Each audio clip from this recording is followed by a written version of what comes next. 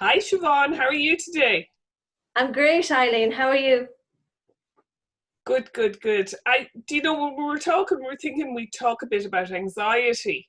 And because I think there's anxiety is, well, it's a very topical subject, but I certainly believe with COVID and especially for children and adolescents, I think concerns about how they're coping with anxiety. You've children yourself, Siobhan. What would you think about that? Yeah, this is something that actually has been on my mind a good bit over the last few weeks because we were finishing up at school and Hmm. I was, finishing up work with my own children at home. And it occurred to me and I saw it in reality as well, how one of my children in particular had been taking everything in and I thought was getting on fine, was letting some of it out in some ways, but it really struck me one day that he had just been absorbing everything. Now, we wouldn't be listening to the news that much, but Yeah. of course, that there's the chat about the coronavirus going around, and he, obviously, then he was missing his friends and other things as well. It was just one day he did let it out, Hmm. and he got very upset and just began to tell me some of what he was feeling, and I was delighted that he'd opened up, but I was How did you surprised. manage it, Siobhan? What did you do when he was in that space and really distressed and upset? I just dropped what I was doing. I sat down and I listened to him and I let him talk. And I think for me it was like a lid came off and he needed to get it out. He'd be quite a creative person, but he Yeah. hasn't been doing a lot of the creative stuff. And I think, he was worried about Granny, he was worried about his two granddads, he was worried about us, if Mm. we left home. And now with the restrictions beginning to be lifted, I suppose he was beginning to think about, okay, if we're leaving home, where are we going? What are we doing? And he was overthinking everything. But I should have known this in a way because as a teacher, I would have seen over the years, children take on an awful lot of responsibility for things. And Eileen, as a psychotherapist, I imagine you've experienced this as well, where they'll often blame themselves. They'll find a way of blaming themselves Taking for things, responsibility. Yeah. yeah, that's not their fault. So it really got me thinking about, in preparing to go back to school, as a parent, but as a teacher as well, we're really going to have to consider ways, well, mental health, definitely, Yeah. and ways to ensure that our children get to express and get to let out some of the worry, concern, anxiety that is building up, because it's definitely building up inside of them.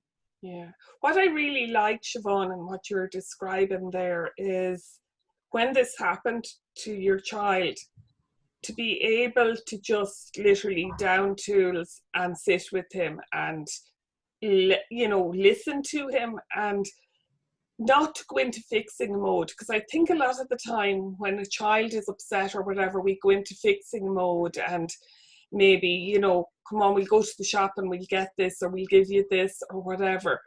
But clearly what that child needed was to be heard and to be able, like, what a gift to give to your child, to be able to just sit with them and just listen, you Yeah, know. well, it made sense at the time, and I think it did help him.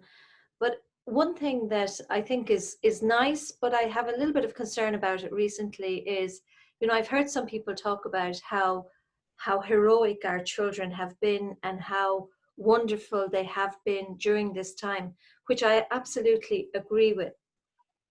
But I think we can't lose sight of the fact that they've done really well by shouldering some of the responsibility, but we need now to be there for them when they need to let this out as well. Yeah, um, they've done their part without a doubt, and absolutely fair play brilliant. for that. But now when they're going to need ways and help dealing with concerns and anxiety. What do you think of that, Yeah, Eileen? absolutely. Do you know what strikes to Siobhan, and it's something I would often say to my clients, you know, who have children. Let your children know that it's okay to feel sad, that it's okay to feel angry or feel hurt or worried. And the best way we can for children is to name our emotions. Like even for you, you know, if you've had a rough day at school or whatever, to come home and to say, do you know, I'm angry because something happened today, but it's okay, you know. But to name, like, I think if you think to our generation, I'm a little bit older than you, but I think when we were younger, you were always rewarded for being happy, for being cheerful, for being in good form, for smiling. And if you were upset or sad, it was always considered to be bad. But we need to these are all emotions, and we need to let them all, to feel them all, and to let our children know that they're all okay. You know?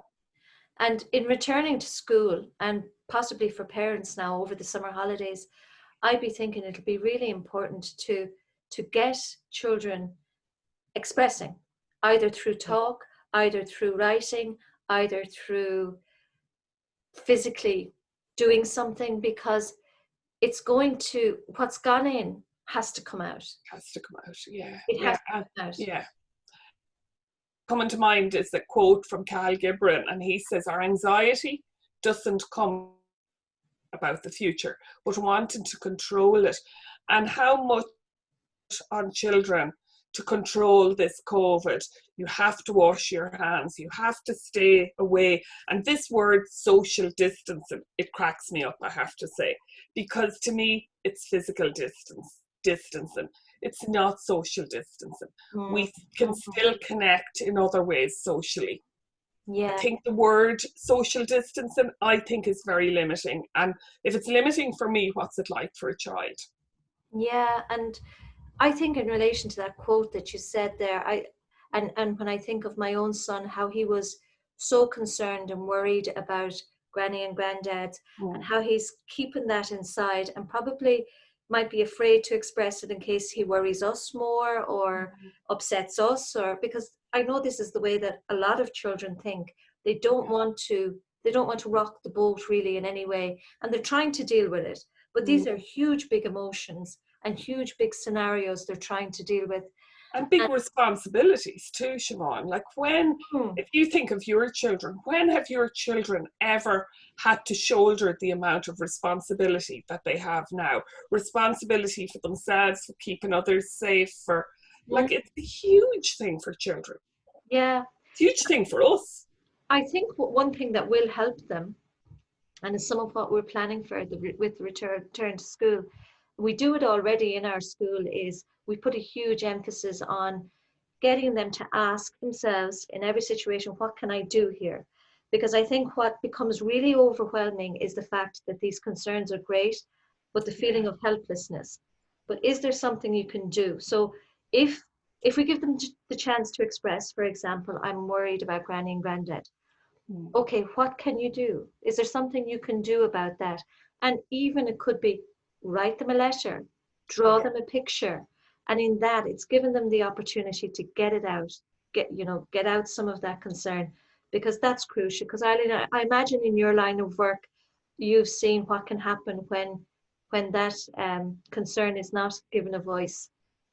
Yeah, it's absolutely. And like so many of the adult clients that I see, like a lot of their issues in a way stem from not being able to express these emotions as a child.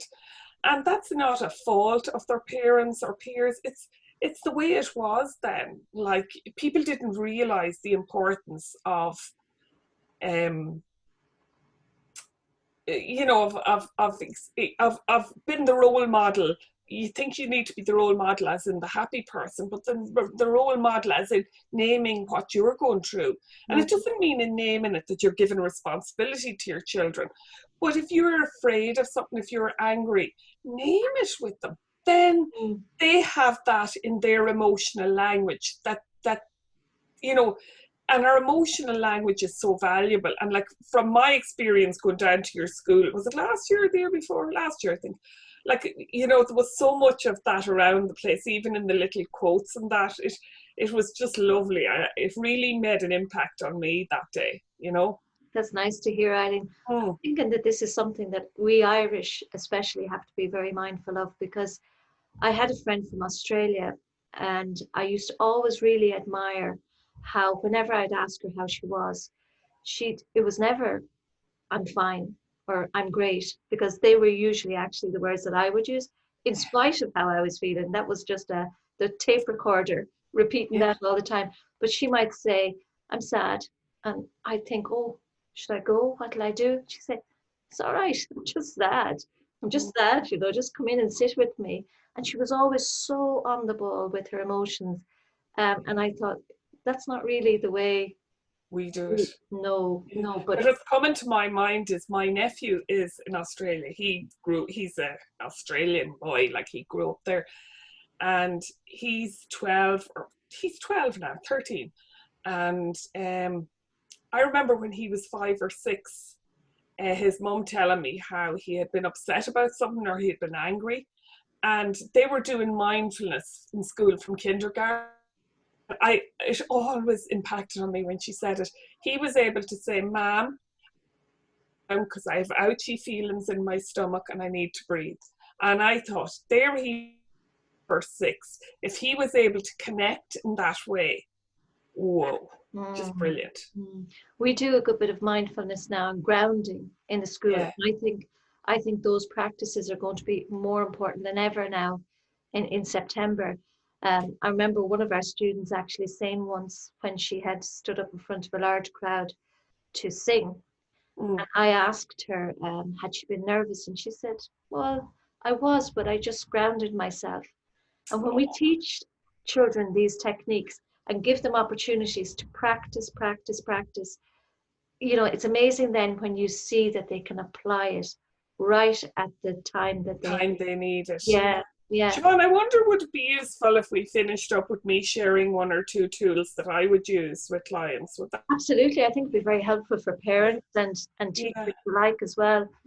So fire ahead, darling. Yeah, well, there's one that I think it can be anyone, but I think it's a great one. There's 2 little ones that I find are great for kids. Maybe I'll stick to them today. One is, if your child is small, like say 5 or 4, 5, 6, whatever, and they have a teddy or a doll that they like, to put the teddy sitting on their tummy and to lie in when they're lying on the bed, and for you to do the same, but that the rule of the game is that as you breathe in, the teddy has to go up a bit, and as you breathe out, the teddy. So they're focusing on their breath, but in a real playful way.